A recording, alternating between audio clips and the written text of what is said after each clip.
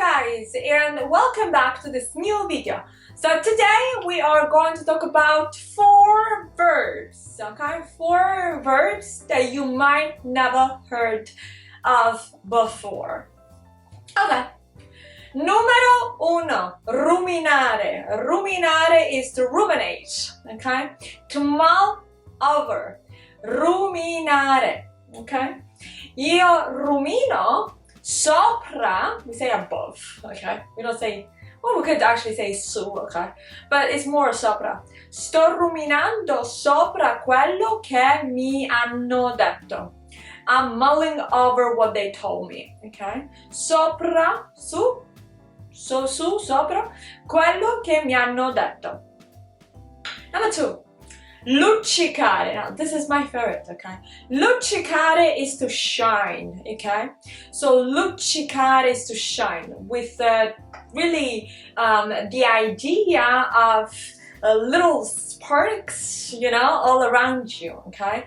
I tuoi occhi luccicano, okay? They're vivid, they are sparkling, okay? Luccicare, I guess sparkling is even better in terms of translation, okay? So luccicare. But also that made me think of the fact that in Italian there's an animal which we say lucciola, which is a firefly, okay?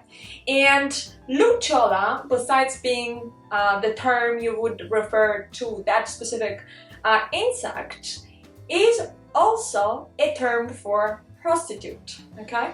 So in journalistic jargon especially, they would call prostitutes lucciole, and sometimes they say lucciole della notte, and it's the same thing of the night, okay? And it means prostitute 99.9%, unless you're watching a documentary on insects, in which case it might be something else. All right, so ruminare, luccicare. Number 3, esultare. Esultare, to exult.